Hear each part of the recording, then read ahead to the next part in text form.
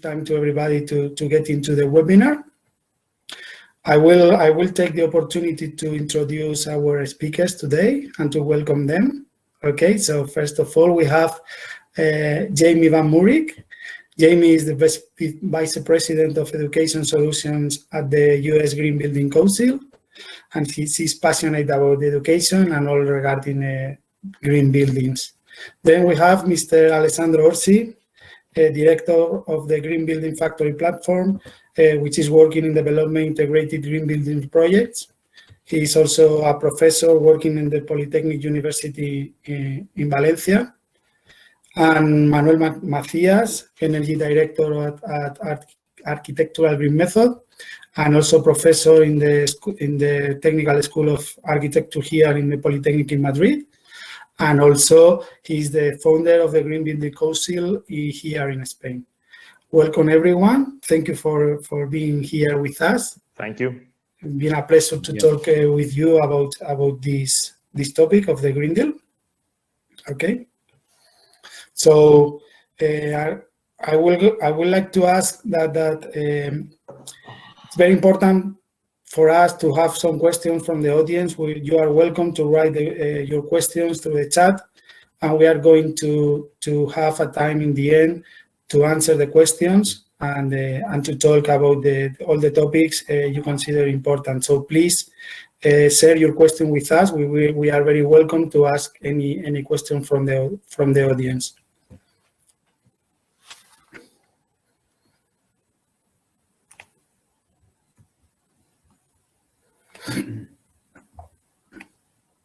We wait a couple of minutes. Yeah.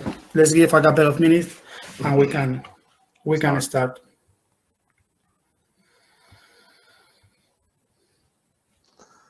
I hope this webinar will be a sort of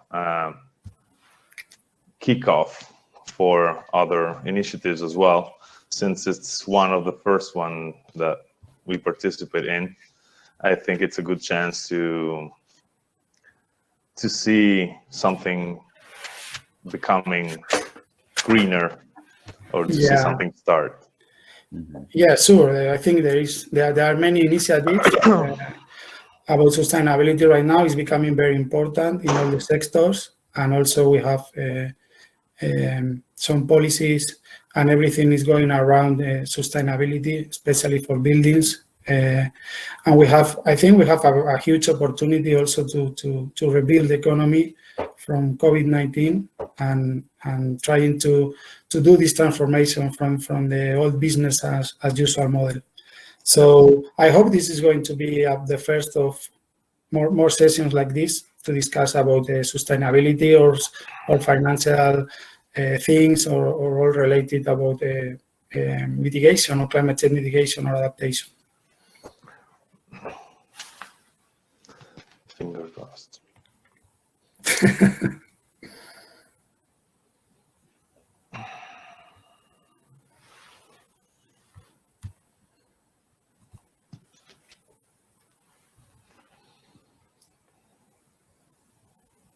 As you know, this webinar is being held as part of the actions of the World Green Building Week 2020, which is being held between the 21st and 25th of September this year.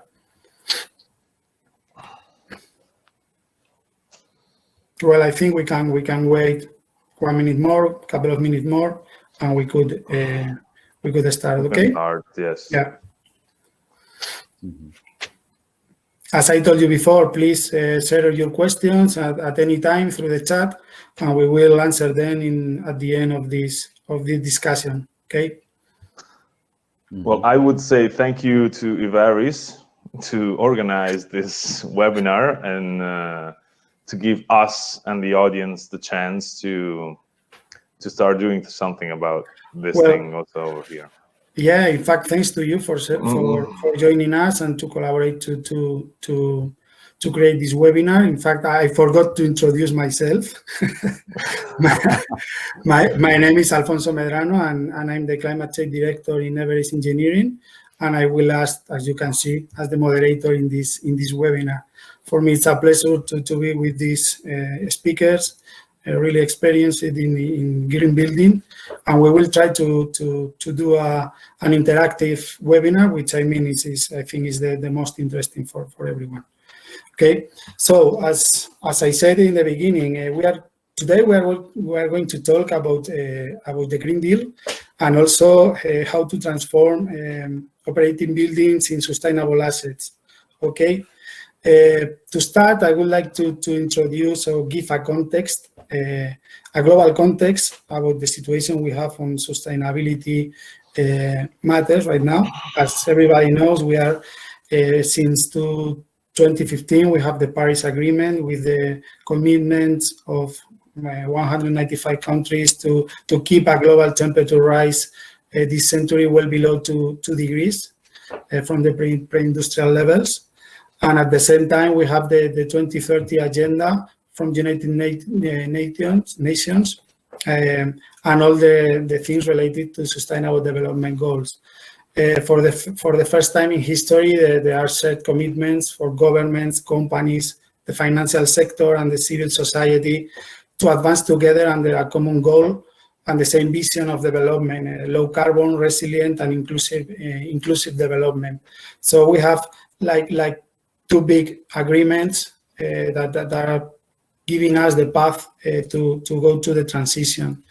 Then, apart from this, at the same time, the European Union started to work some years ago in the action plan of sustainability on financial, sustainable finance. Okay, so they started to work on some legislation on mandatory documents in order to help corporations and also the financial institutions to introduce this transformation. Okay, this action plan on sustainable finance has three main goals in order to reorient capital flows towards sustainable investment and also to manage financial risks related to environmental, social, and governance. We are going to talk about a bit about KPIs related to environmental, social, and governance, and the importance of monitoring this kind of issues. Okay, and then for sure give transparency and long-termism to financial and economic activity.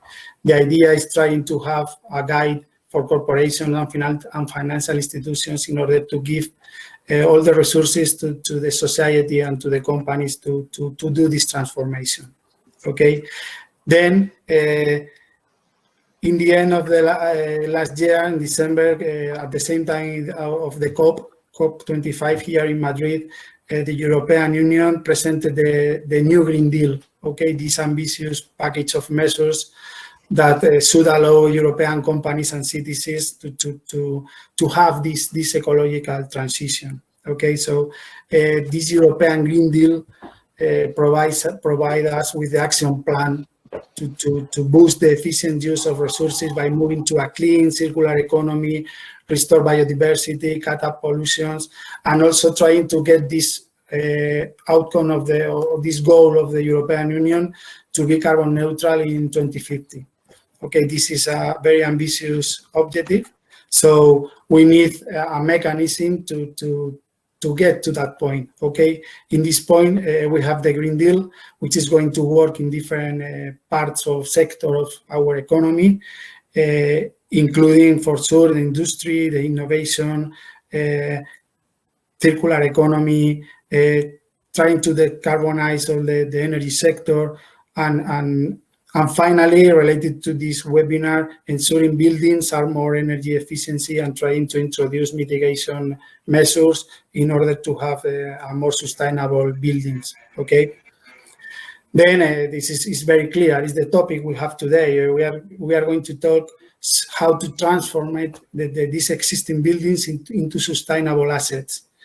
It's important the word asset because when we are talking about assets in a financial meaning, okay, it's important to talk about the taxonomy. Okay, within the action plan of the European Union, last March, the European Union issued the taxonomy, the last version of the taxonomy, which which represents like this objective guide or list of sustainable activities in order to avoid greenwashing and also to have an objective classification of activities in green activities or brown activities, in a more colloquial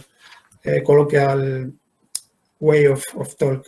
So with this tool, financial institutions and also big companies can work in order to know if the activities they are financing or they are investing in are sustainable or not. And at the same time, companies, they have to prepare to demonstrate that the activities are sustainable or not.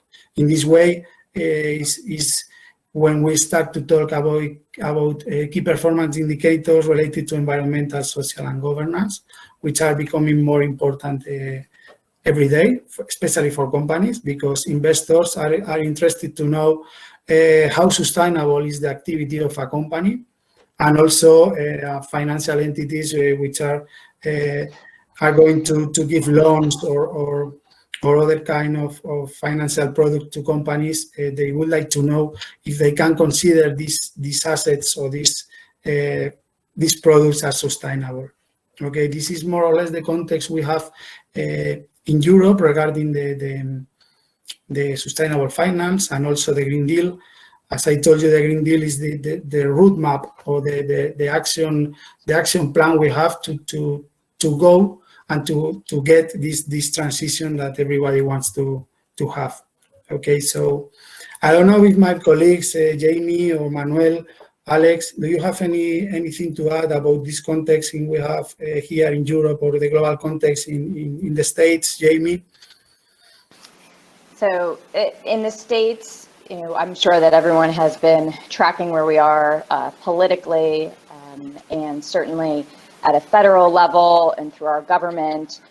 There have been rollbacks, but I would say at a local jurisdictional level within our individual states, of which we have 50, and then also within our cities, our towns, those are the real leaders in this moment now. And it became quite clear 4 years ago to the U.S. Green Building Council, which has been in existence now for 25 years, developed the LEED rating system, which is a globally adopted green building certification program. It's voluntary. Also, our name is U.S. Green Building Council, but we are not a government agency. That's often a point of confusion. We are a nonprofit organization, mission-driven. And so it became really clear to us that it was time to kind of step back into that leadership zone. We had, under President Obama, our previous governmental leader, a very, very strong support for the environment and tackling a lot of the climate change issues through all of our government agencies. The current administration has tried to roll that back. So it is an opportunity for all of us within the nonprofit sector and then at the local jurisdictions to say, no, this is incredibly important and it's affecting our communities. And we're seeing it right now, both in the US and across the globe, with the effects of the pandemic and with the effects of climate change and weather patterns. So for us, it is becoming more and more important that we help to lead the movement. Yeah, thank you. I mean, here, I agree, totally agree. Here in Europe, especially, today sustainability can be considered as something voluntary, but it's not, because in 3-5 years maximum, it's going to be a must. I mean, we have the legislation is going to be in place. In Spain, for example, we are at the end of the process to approve a climate change law, which include also some articles related to energy efficiency in buildings, which is very, very important. So, Alessandro, do you agree with me that sustainability is a must right now? It's not a choice anymore. I guess that's exactly the point. So to sum up what you just said about Green Deal, taxonomy, all the news that are coming up through our market, I would say that the big difference from 2, 3, 5 years ago and now is that before, sustainability was basically a voluntary based action. So everybody could pick a different standard, a different methodology, a different way to do sustainability. Now, with these directives, with these new rules, with these new patterns in place, sustainability has become a must, and it's not an option anymore. Yeah. So I guess the big deal would be for the next years, for the years to come, to get all these ideas together and standardize the whole market. You already mentioned the KPIs, and so get common parameters that could define what sustainability is and what green market is. So yes, I agree with you both. I have a vision from the US and Europe because I've been working on both sides. And I guess the US are kind of more standardized based system. Europe is getting there, but we'll eventually have to get there. Yeah, I agree. In fact, I think we have, with the taxonomy, we have the tool to have these rules for defining and monitoring these KPIs. So we have the guide to do it, and now is like a big challenge for companies to define these and to also to disclose all the results of the monitoring. So yeah, totally agree that this is becoming a must, and in 2 years it is going to be a must. Yeah, and what do you think about how the Green Deal is going to affect technologies and professions? What challenges do you think that the construction market or the development market in the medium long term? What do you think? What is going to be the impact of the Green Deal? Manuel, or I start? What? You go. Yes. Okay. So, being agree with your vision, I would remark that we have a commitment in Europe to get a very difficult challenge, and this is the carbon reduction proposal. And this is very important for buildings and mainly for the existing building, because we are talking always in new construction. New construction don't represent more than 10% or 50%. And this is the reason, because I am here to push in the operation and maintenance program, that we have to go into the existing building in order to reduce the emission to possible go to this challenge. That this is very difficult to even the new standards, the new regulation in Europe, and this is concern only the existing building. There are no any other legislation or standard for existing building, and this is we have to push for existing building. We have to claim for money for make a refurbishment of the energy and others concerned. Okay, that is my remark. Yeah, thank you, Manuel. You said something very interesting. You talk about money. Okay, I think everybody is thinking about the new Green Deal related to money. Okay, it's true that there is a huge amount of money to be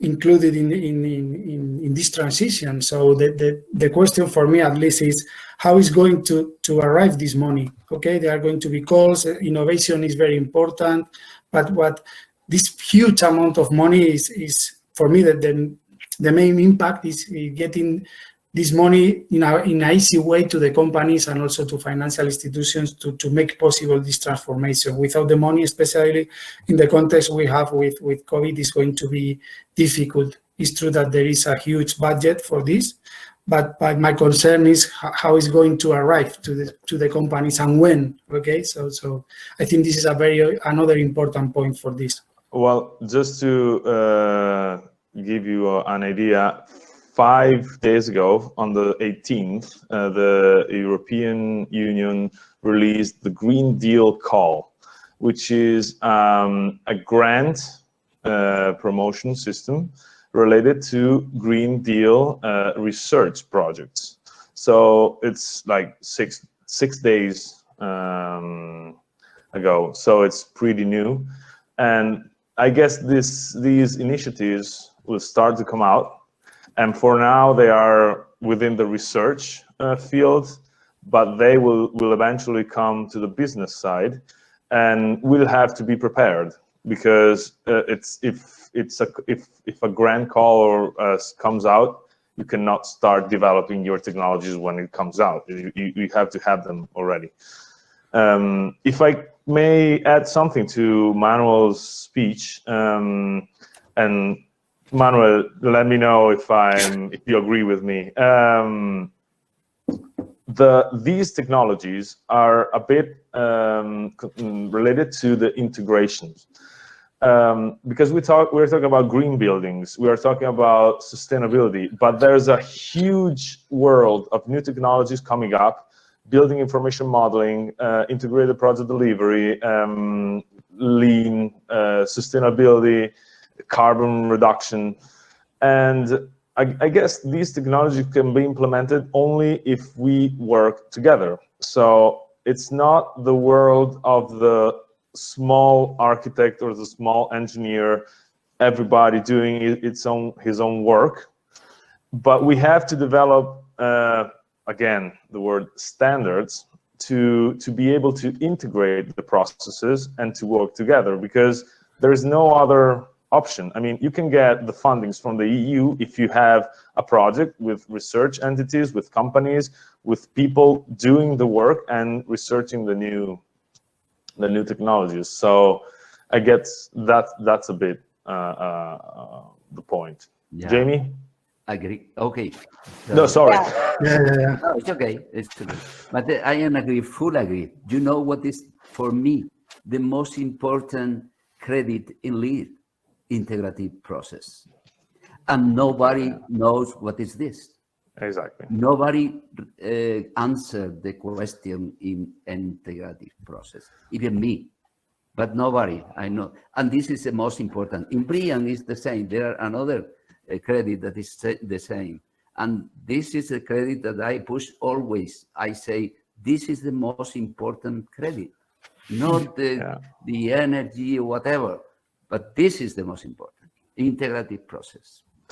And if I could add to that, the integrative process is the foundation for high-performing, sustainable, healthy buildings. You have to start with this integrative process. You have to bring all the stakeholders to the table in the very beginning, be able to outline those goals for the building, whether that is a new construction or if it's an existing building.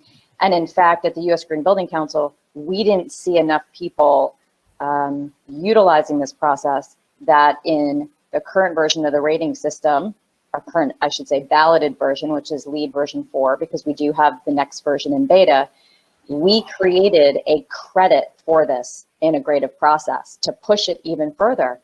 And I think that one of the challenges that I continue to see is that this integrative process is not taught in school. So we have these young professionals who are entering the workforce and they do not understand this methodology of working. That is where we have to start. Now, I also wanted to just comment on existing buildings, because that's an area that I've become incredibly passionate about.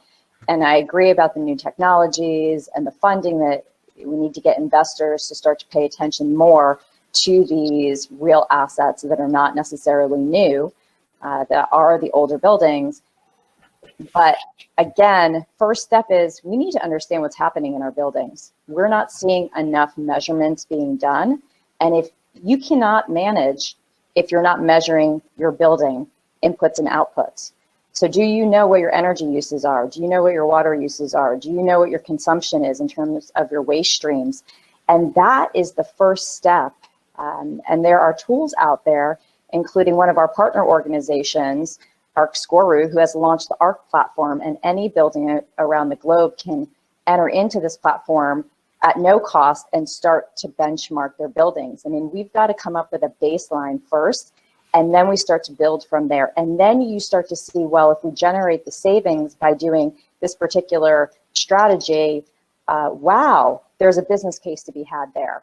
And so there's absolutely needs to be more of that focus so that we're not constantly funneling the financing towards the new construction sector.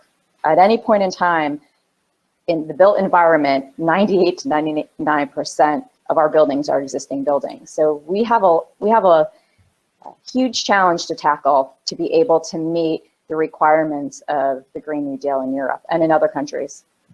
Mm-hmm. Yeah. Mm-hmm. Thank you. Okay. So I would like to introduce and continue talking about the Green Deal. I would like to know your expectations about the results of the Green Deal at national and international level. I mean, I don't know, Manuel, if you can give us your idea or your thoughts about the Spanish situation.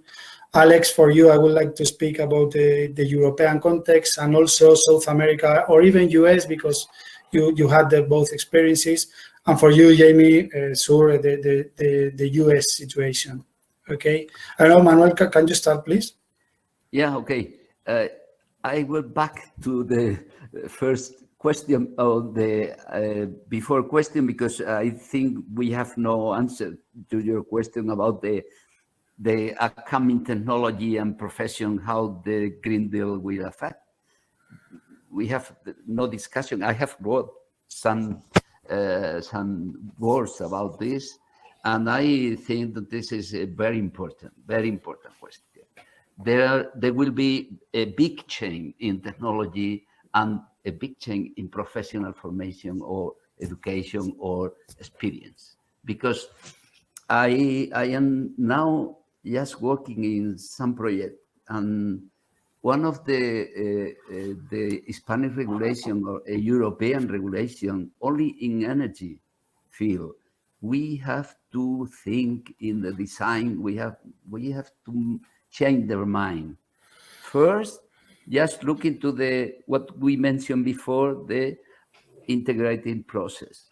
And second, going to the change in technology. The technology is not valid anymore. The technology is the ancient technology. There are no anymore boiler with gas boiler anymore. Any other technology existing will be the future. The future, if we can commit or the new regulation, we have to change.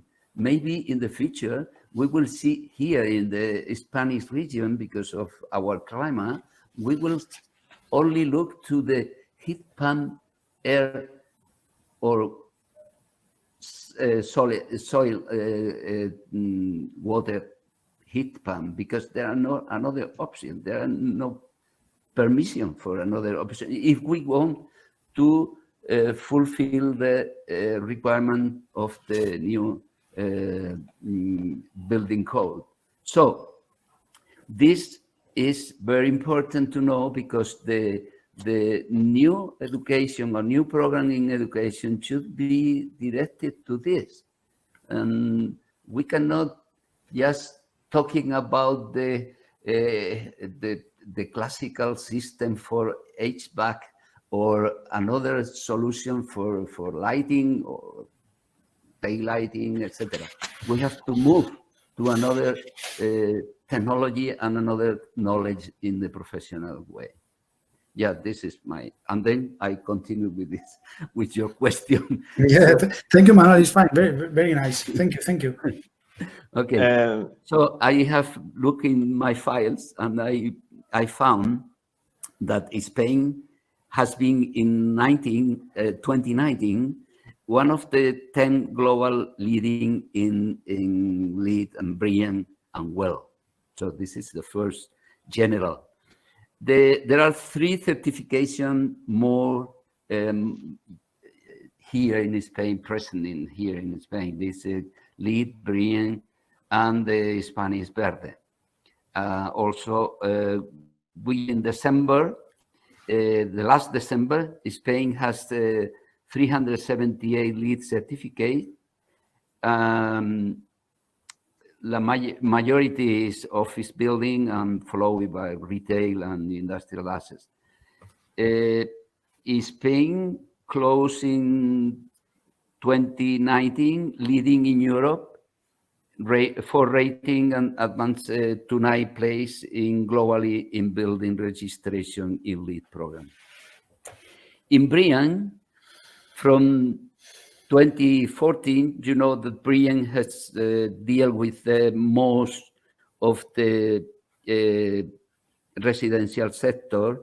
We have more than 7,000 certificate home, 198 buildings, and in total 670 property in total. Verde, who is our Spanish certification, has in total 50 certificate building in more than 100 registered. And this is my numbers that I got recently. Thank you.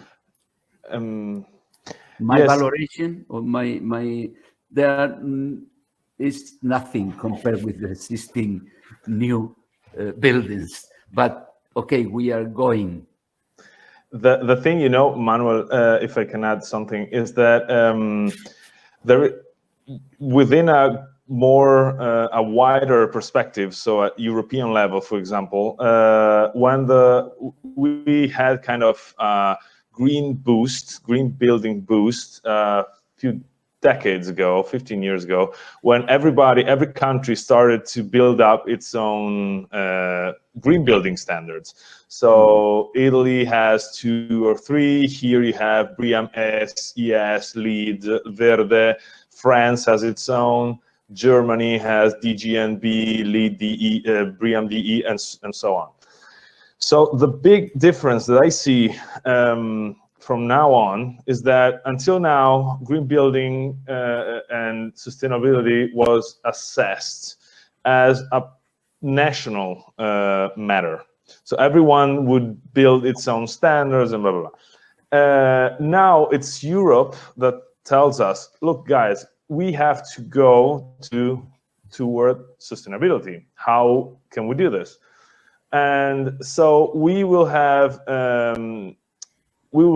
to gather forces, pass me this term, and to go together toward these new definitions of sustainability. In the US, as I already said, the market is pretty standardized. I mean, you have a couple of 2-3 green building certification, but for more than 200 million people. I mean, it's in Mexico, they're using these also, and South America is widely spread as well.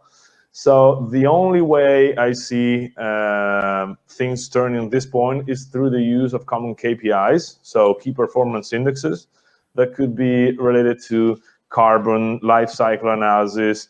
There is a new one came up the other day about hydrogen. So the use of hydrogen, this is another 5 days ago news. And so Europe is getting there. And the main KPIs that are already settled are the one that I just said. So carbon life cycle, long-term production, and these on. And so we'll have to develop these technologies, looking not at only at our bubble, but on a wider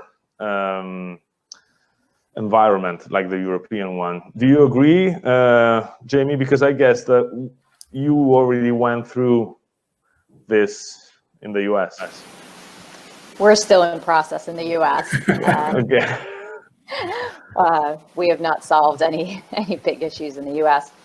So, LEED being a voluntary program, and we've seen a really great uptake, both within the US, but now internationally in a lot of other countries. And we do work very closely with all of these other third-party voluntary certification programs like BREEAM and a few others that you had mentioned. So, for us being a voluntary system, our goal is to continually push the market or raise the ceiling of buildings.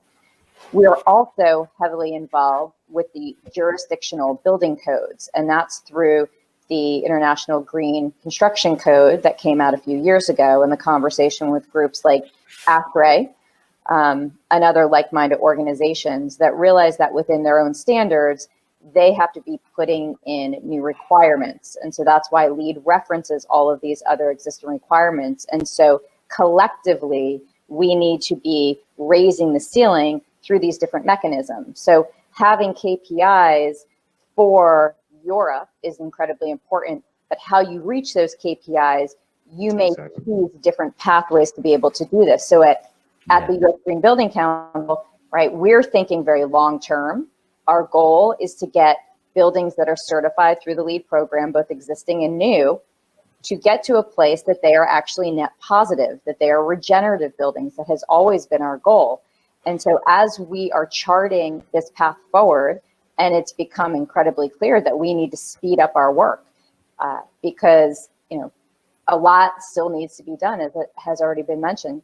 And so we're working towards this and coming up with what we're calling our LEED positive vision. And the goals for that is going to be reducing the carbon footprint of the buildings. Now we need to look at the carbon outputs from water, energy. We need to really start to think of our sustainable site category as the carbon sink for LEED. We also need to be looking at the material cycles and developing new material cycles. You want to talk about technologies and opportunities for careers. I get particularly excited around materials and a lot of the research that can be coming in laboratories about the materials of the future that lead to a zero waste cycle. We also need to be thinking about our indoor air. Certainly the pandemic has brought this issue to light more than ever before. It's a public imperative. In many places, the quality of the indoor air is safer than the quality of the outdoor air. But right now we're living in a pandemic where they're saying to get outside. Well, here in the US, people on the West Coast in California and Oregon and Colorado, they can't get outside because of all these wildfires. So how is it that these buildings that we're designing and operating, how are they doing better for both humans and for the natural species that surround us? Because again, we are constructing new landscapes and buildings. And so we are altering the face of this planet. And we need to be doing this in a very methodical manner. And again, getting back to the integrative process. Now, the next step is that buildings don't act in isolation. We are connected to larger systems and infrastructure and mobility systems. And so one of the goals of the U.S. Green Building Council, written into our strategic plan, is to create sustainable communities. And so because of that, we are now piloting a LEED for Cities and a LEED for Communities new program. And it looks very different than the building specific program because they're dealing with a lot of very macro issues and different things that we need to be assessing through that. So KPIs are critical, and then making sure that these pathways and these standards are continuously getting improved based on what the metrics tell us. And so we need to be looking at the data, quantitative and qualitative, and then we need to educate the entire pipeline of professionals. Yeah, it's true. Yeah, you have been talking about KPIs, and it's true that green building certification are working a lot on that, but not only from the environmental perspective, but also from the economical perspective. I've been talking in the beginning about the taxonomy and also the get finance, and these KPIs are going to be vital to get access to this finance. Okay, so what can you tell me about drivers to have this? Like, well, of course we have the taxonomy here in Europe, but drivers to get to have this funding of this investment in green buildings related to the KPIs. Can you give me any example of drivers like GRESB program or other experiences, international experiences that you have experience in? Sure. So there's an organization that was started in 2009 based in Amsterdam, and the name of the organization is GRESB. It's GRESB. And they created a survey that looks at real estate assets and asks the question of how sustainable those portfolio of assets are. to answer questions from investors. And so more companies are producing reports around environmental, social, and government performance. And if you have a collection of buildings, it becomes part of that report. And so for those companies, it becomes incredibly important to understand how sustainable those buildings are through portfolio approach. And that is what the GRESB survey does. And then it allows investors and financiers to be able to understand also across a series of metrics. And so this is an annual report done, and it has been growing in popularity that we've seen. But also we're seeing, sustainability indices within the global stock markets. That's something else that we're seeing to show up. So there's very much this conversation happening around investment and financing. Yeah.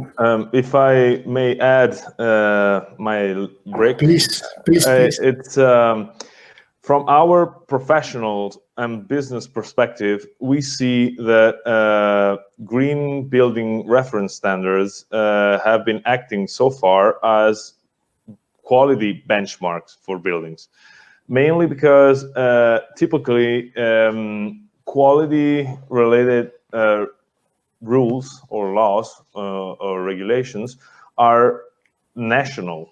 So Italy has its own, Germany has its own, Spain has its own, and the US has ANSI, ASHRAE, and so on, and ASTM. And the thing is that we work at international level. So if you think the investor may be from, I don't know, the US, England, wherever, the project is somewhere in South America, the architect is from Germany, the engineer is from Spain, you do not really have like something to merge all of these things together.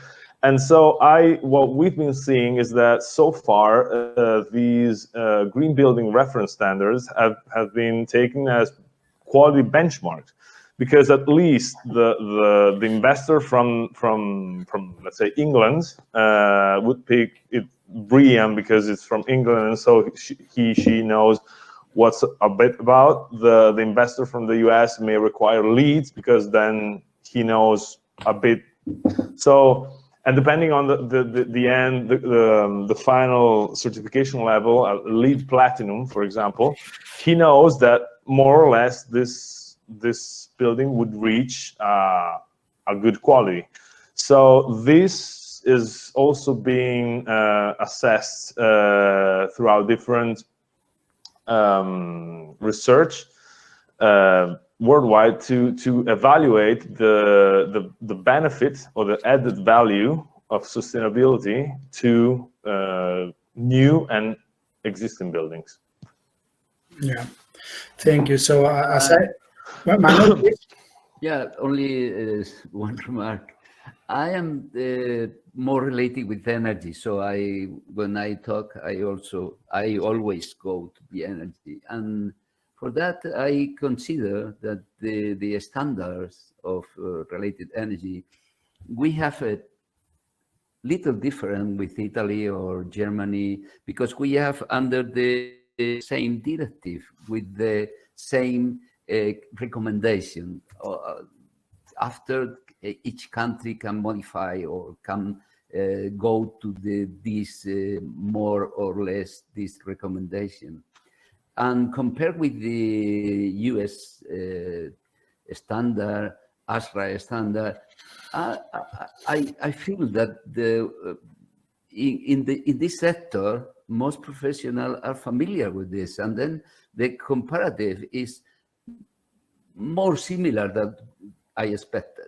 So in energy aspect, I think the standard are much more similar than others, maybe. This is my impression.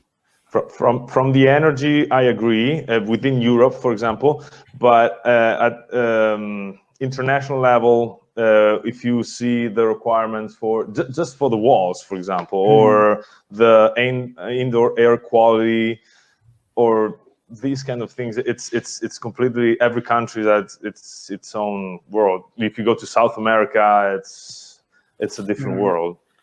Yeah, but anyway, from my point of view, I think in my experience with sustainable finance, I think that with these certifications, buildings already certified, they have most of the effort done. I mean, they will have to adapt these KPIs, but probably they are very close to the taxonomy or very close to have the indicator that is going to be required by the investor or by the financial institution. Okay.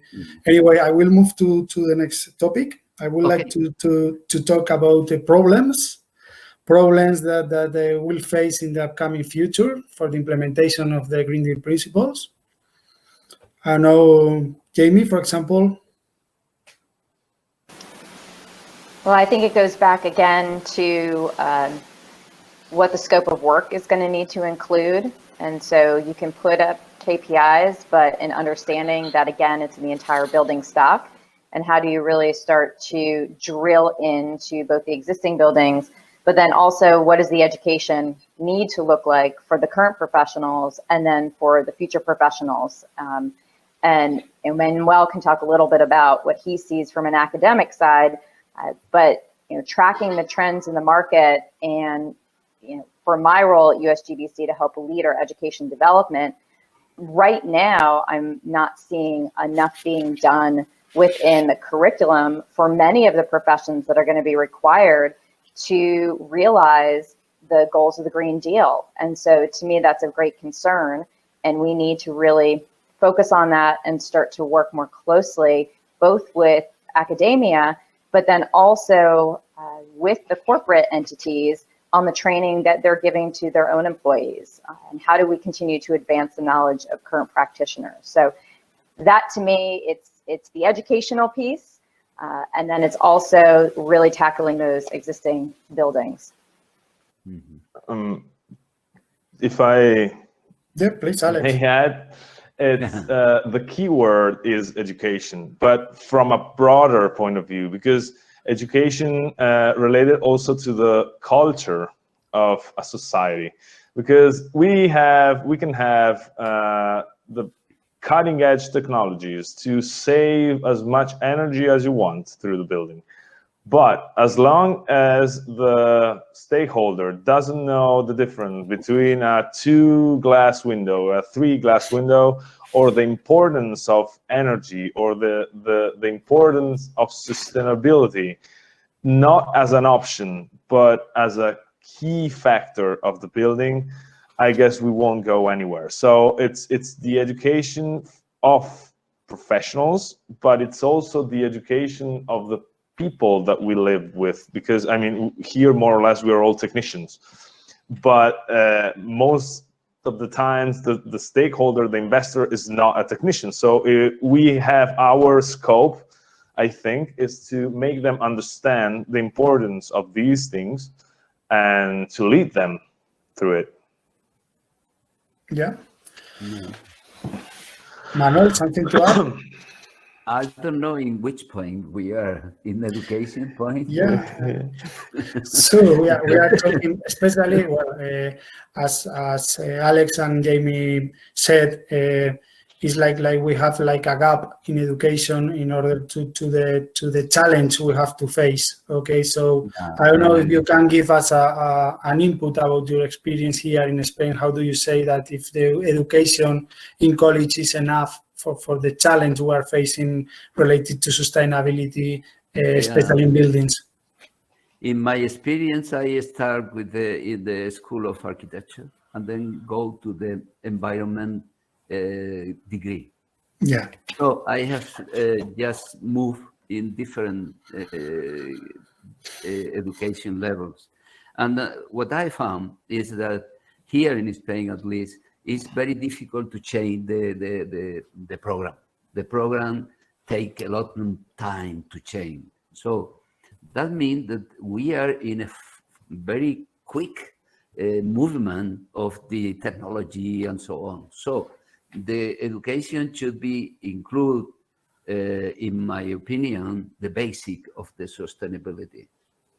And then going to lab, for instance, to go to the market and go to the practice, because the laboratory of the sustainability is like we are talking about lead lab, but in the university there are no lab in this sense, because first we have started in from the last 10 years talking about this.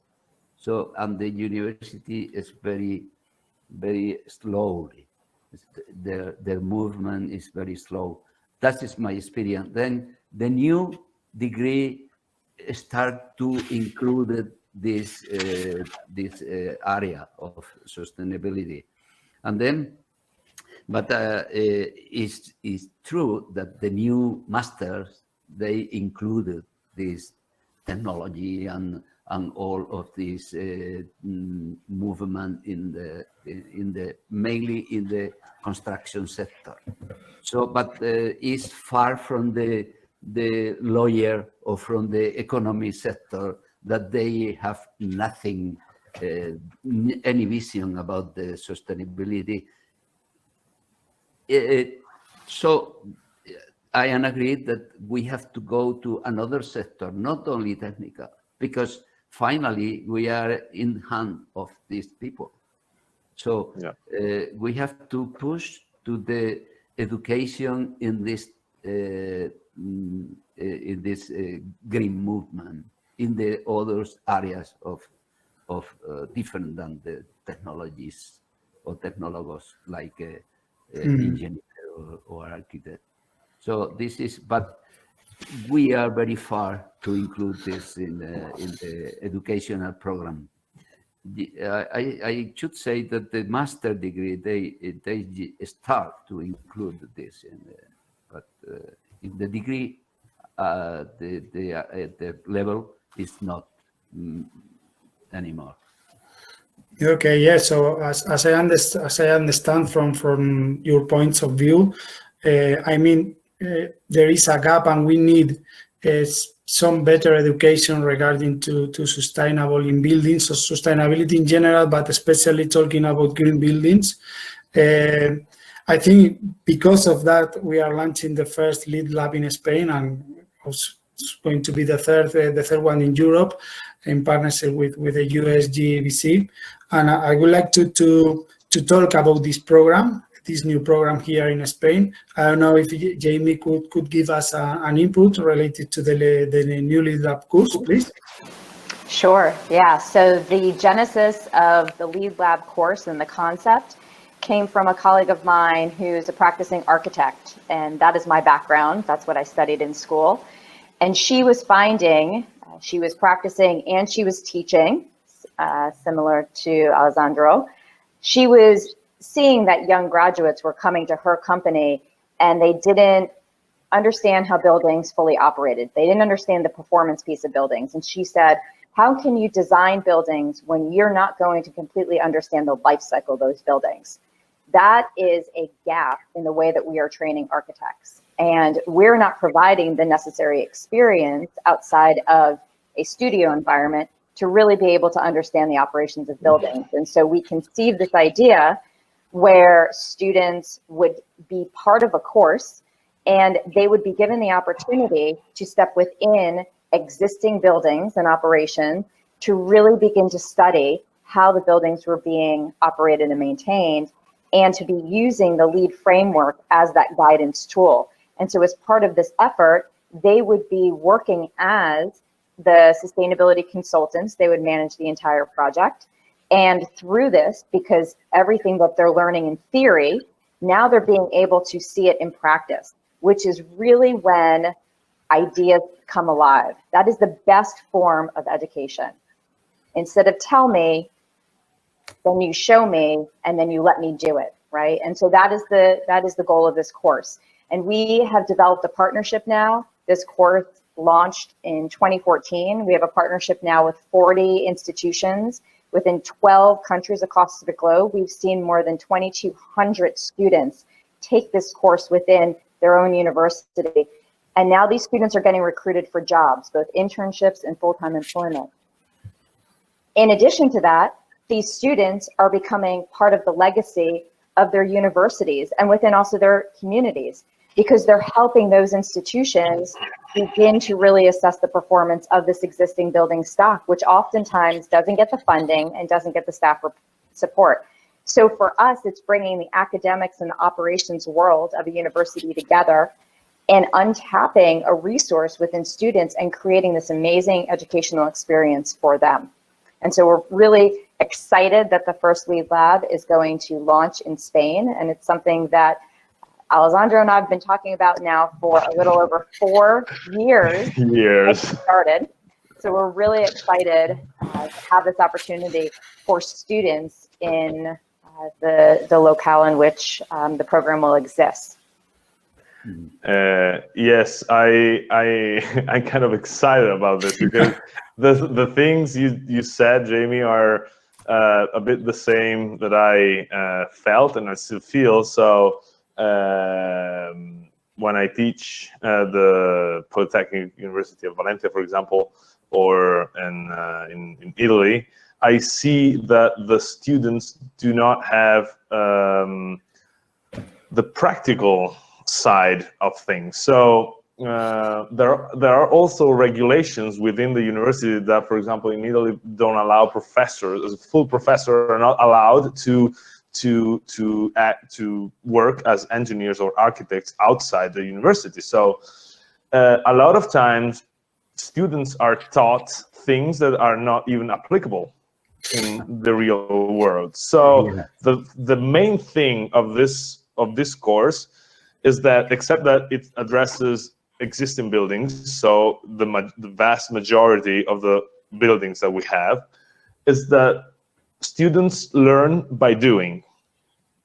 And I guess this is the gap that nowadays our education and academic system has, that we need to fill. And so, yes. Yeah. Manuel?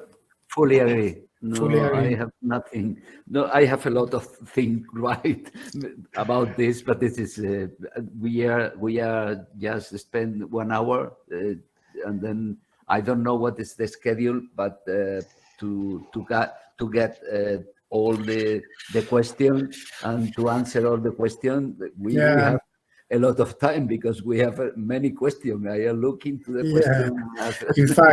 In fact, true. Thanks, Jamie, Alex, and Manuel for the inputs and for explaining the LEAD Lab and all the conversation we have had. And then is the turn for the audience. So it's time to answer the questions of the audience. I mean, I will read some of them, and please feel free to answer. Whatever you want to say. Yeah. If I may, I have some other, let's say, input for future question. I only want to add that we are here, and the people who want to make this LEAD Lab, that they should know that they will have the possibility to get answer to many questions that I have wrote here. For instance, in all the criteria that we will analyze, and then the people will answer then how to use alternative transportation, how to establish a site management policy, how to protect the restore habitat, how to improve the rainwater management, how to reduce the indoor water use, how to use energy star rating system, how to perform an energy audit, etc., etc., etc. This is the question that they will solve with this practical course. Yeah. Okay. Sorry for my. I'm reading the question, and I think I can get some input about this. So, how mature are IT solutions required for Green Deal transformations, such as capturing and reporting KPIs, Green BIM? Is there currently a market opportunity? May I start? Yes, please. I have also a response for that, but please. We are currently working, and we as Green Building Factory have been working on these topics, because see, a lot of these technologies have been on the market for years now. So I remember when I was working in the US, 2008, 2009, we were already using BIM, Building Information Modeling. The KPIs is not new to the market. The thing is that the Green Deal is merging them together, and now they are becoming tools for these green goals to be reached. So there is a huge market opportunity. I guess the whole market will turn that way little by little. The problem is that a lot of these technologies were born within other systems, like the US and Anglo-American systems, which are totally different from ours. So from what I see from our perspective, a lot of companies here use sustainability BIM KPIs just as an add-on. And an added-on item that they have to do. So recent experience. Last week, we participated to a bid, and the company, a huge construction company, was asking for BIM and green building certification. But they won the bid, and they didn't know what these technologies were. So they were bid shopping them out to the supplier, and so they would apply not BIM, but just a 3D model of the structure. So they would not implement a BIM approach, but just a 3D model. I guess that all the market will slowly turn the other way. The thing is that we have to educate stakeholders, companies, and all the business segments how to turn it that way. Yeah. Well, from my point of view, I agree with you, Alessandro, and also I can say that there is a huge opportunity for IT solutions regarding KPIs. Many companies, startups are working on that, especially because disclosures are very important for investors, and also trying to adapt taxonomy, as I said in the beginning. Taxonomy includes some KPIs and also includes the way to monitor these KPIs. And in this, if you think about financial institutions, they have a huge portfolio of activities to assess in order to know if they are sustainable or not.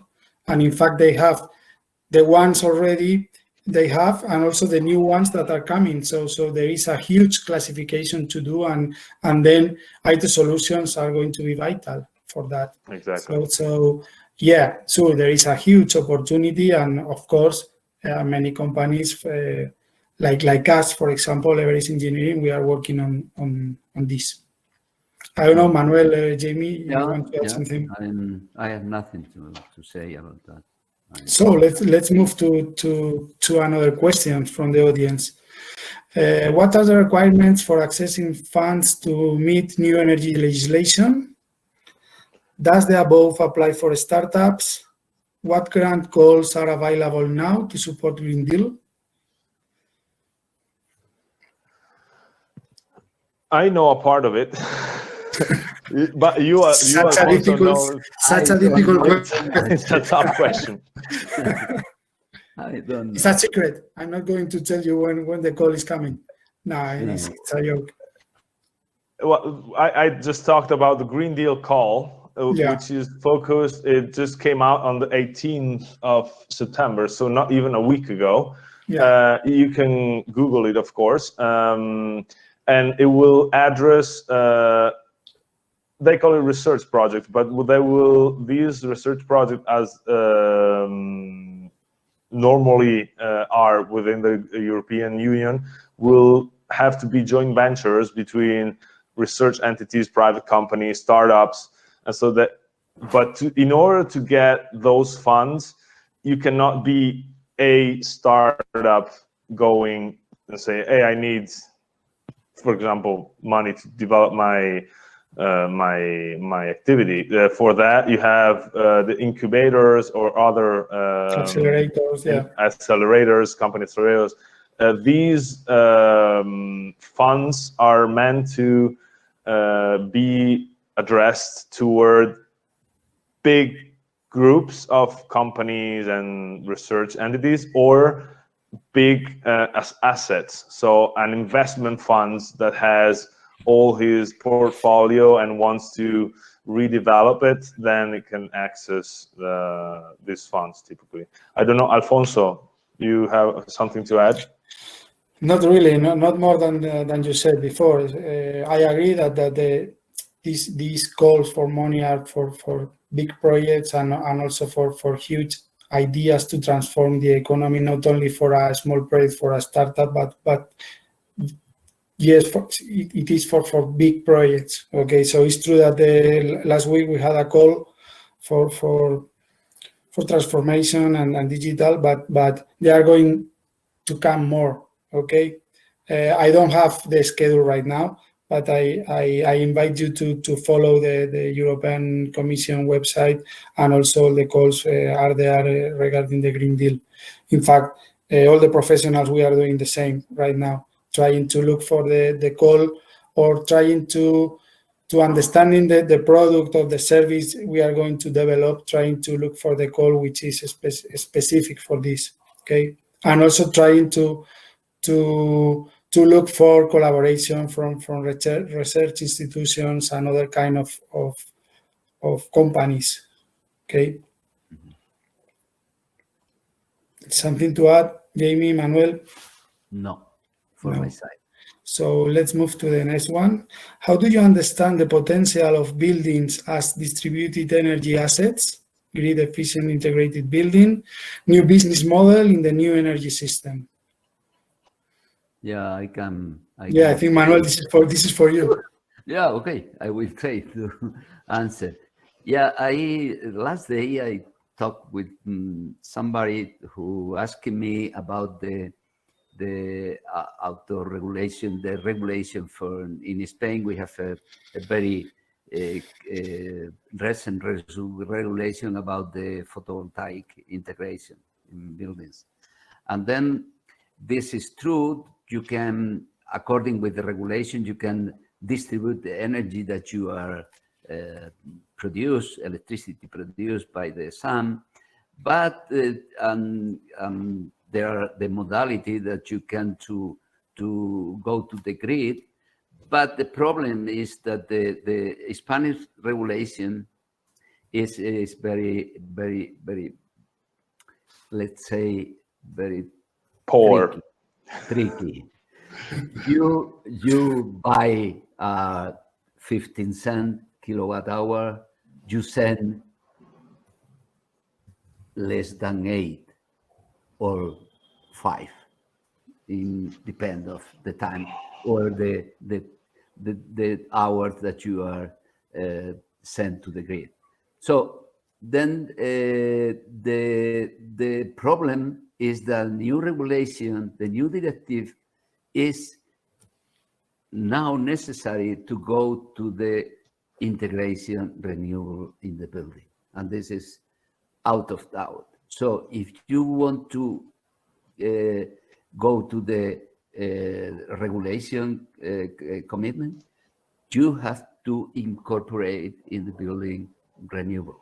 And the renewable here in this country is photovoltaic. I suppose in the whole Europe, except some part of the biomass or whatever. But the photovoltaic is there.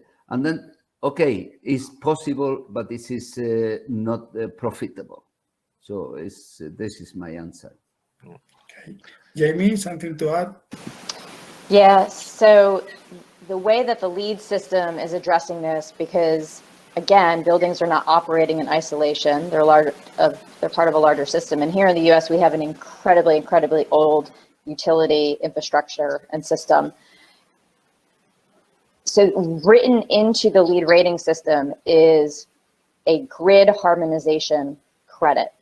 And what this does is it has the project teams begin to look at the shifting of the loads and working more closely with the utility entities. ultimately, we need to be able to electrify all of our buildings. And that we need to move away from fossil fuels and get to the renewable market and be able to prompt up the renewables.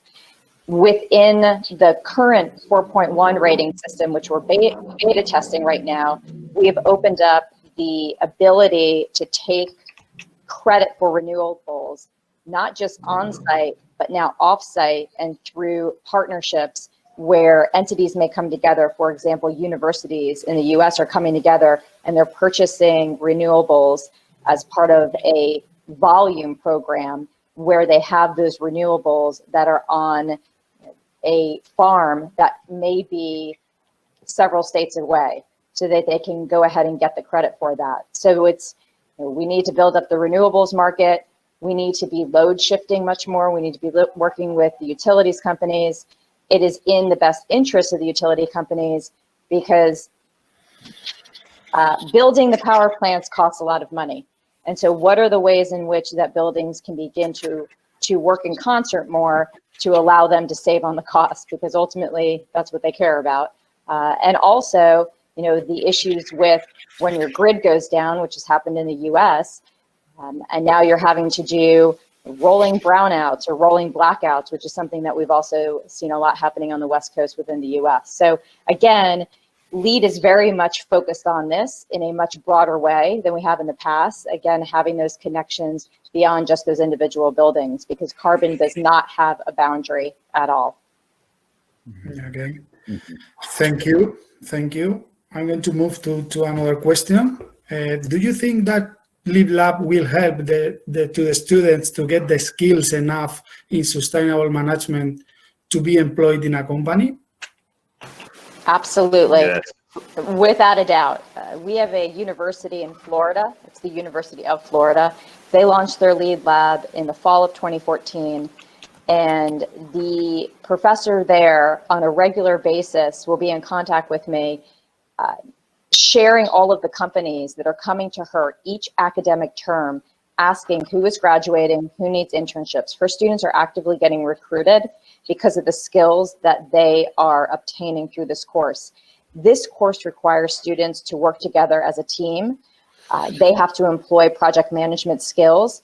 They are conducting all the research and analysis, and they are then proposing that to the facilities teams, those that are operating the building that they're working on, and to the outside vendors and companies.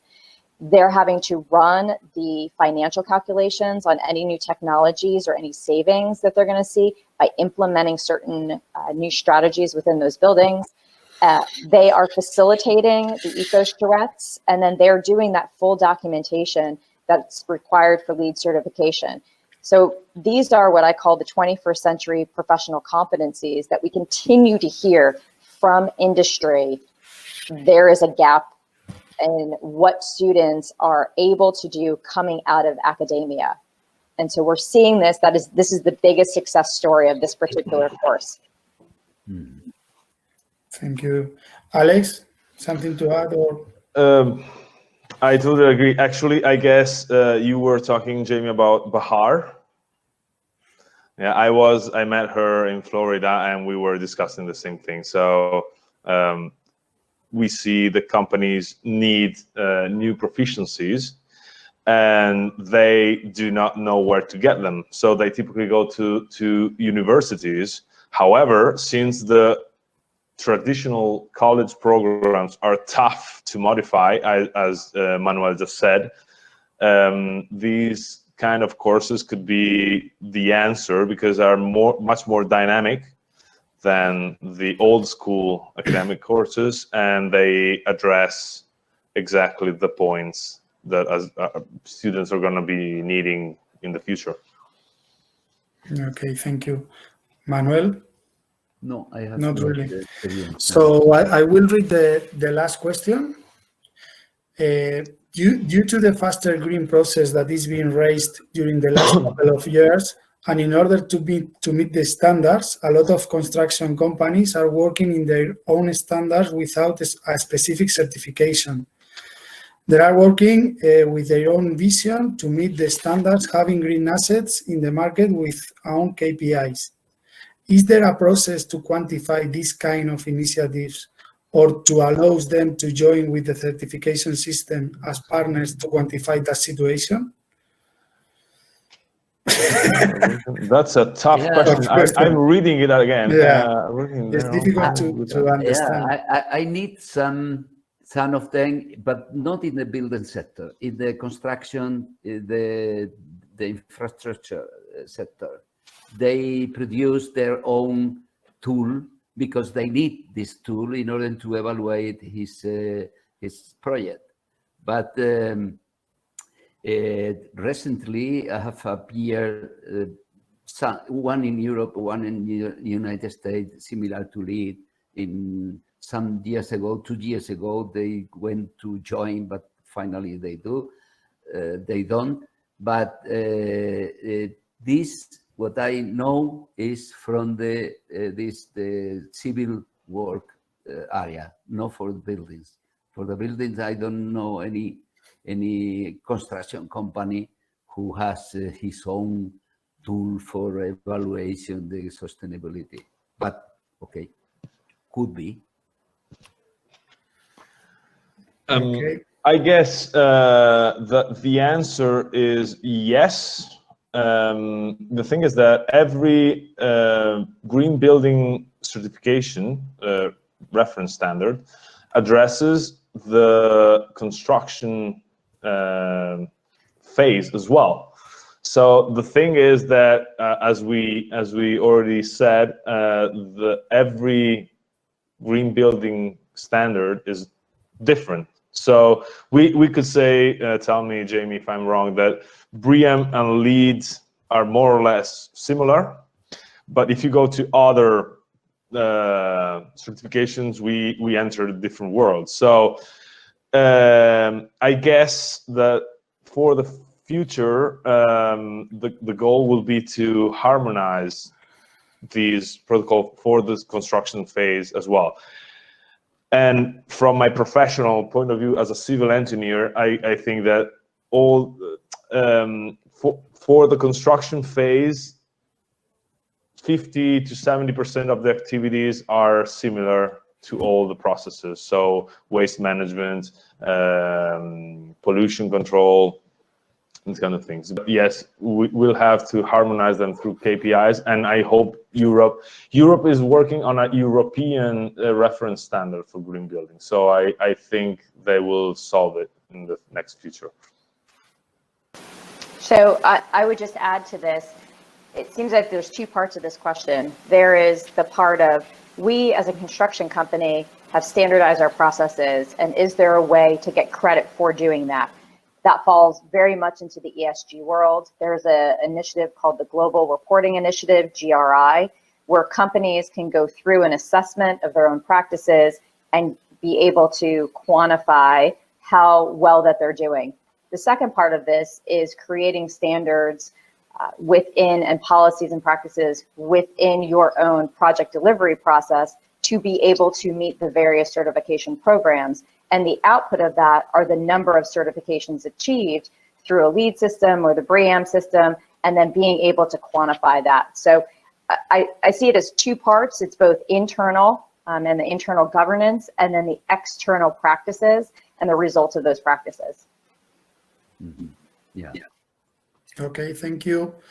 Thank you all. I'm sorry, but time is up. So I would like to thank our speakers today. My pleasure to share with you all this conversation regarding the Green Deal and sustainable construction. Also, I would like to thank all the audience to join us this afternoon and for sharing the questions. I hope this webinar has been interesting for everybody. And I would like to say that if you want or you need more information regarding the LEED Lab, you can type info@leedlabspain.com, or whatever you need to know. You can send us a message through our website in Everis Engineering. And as I said, it's a pleasure to have been here with you this afternoon. And thank you very much. Thank you. Thank you, and hope to see you soon.